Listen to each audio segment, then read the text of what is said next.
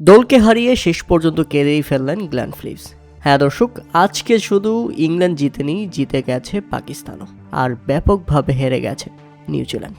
অথচ জয়ের দ্বার প্রান্তে ছিল নিউজিল্যান্ড, কিন্তু গ্লেন ফিলিপসের এক ওভারেই চলে আসে 22 রান, আর সেখানেই ম্যাচটাকে বের করে নিয়ে যায় ইংল্যান্ড।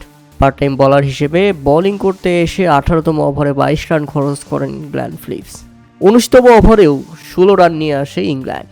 বিশেষ করে রিহান আহমেদ অবিশ্বাস্য পারফরমেন্স করেছে অভিষেক ম্যাচে। বিশ্বকাপের অভিষেক ম্যাচ ছিল তার। প্রথমবার ইংল্যান্ডের জার্সিতে কোনো বিশ্বকাপ ম্যাচে খেলার সুযোগ পেয়েছেন রিহান আহমেদ, আর প্রথম ম্যাচেই বলে পেতে কি দুর্দান্ত পারফরমেন্স করে দেখালেন তিনি। 7 বলে 19 রানের চোখ ধাঁধানো ঝোড়ো ইনিংস খেলে মূলত এই ব্যাটসম্যানই ম্যাচটাকে বের করে দিয়েছেন এবং দারুণভাবে সঙ্গ দিয়েছেন উইল জ্যাক্সকে, এবং 18 বলে 32 রানের দারুণ ইনিংস খেলে দলকে ফিনিশ করে মাঠ ছেড়েছেন উইল জ্যাক। এর আগে বল হাতেও দারুণ বোলিং করেছেন রিহান আহমেদ। 3 ওভার বোলিং করে 28 রান খরচেই তুলে নিয়েছিলেন 2 উইকেট।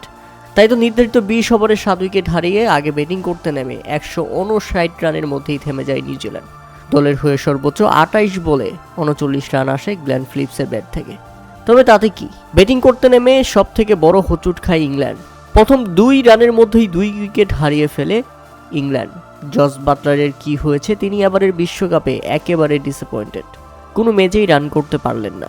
ফিরে গেলেন হ্যারি বোকস, তাকে সঙ্গ দেওয়া জেকব ব্যাথেলও সুবিধা করতে পারলেন না। তাই তো 58 রানের মধ্যেই হারিয়ে ফেলে তারা 4 উইকেট।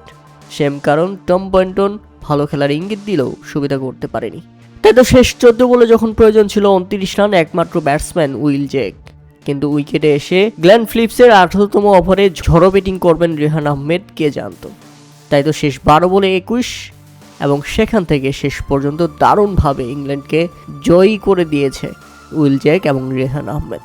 এই দুই ব্যাটসম্যানের 16 বলে 44 রানের অবিশ্বাস্য পার্টনারশিপ মুহূর্তেই নিউজিল্যান্ডকে কাঁদিয়ে দিয়েছে আর জিতিয়ে দিয়েছে ইংল্যান্ডকে। আর এতে পাকিস্তানের সেমিফাইনালে যাওয়ার স্বপ্নটা বেঁচে থাকলো, যদি শ্রীলঙ্কাকে তারা বড় ব্যবধান হারাতে পারে আগামীকালকের ম্যাচে।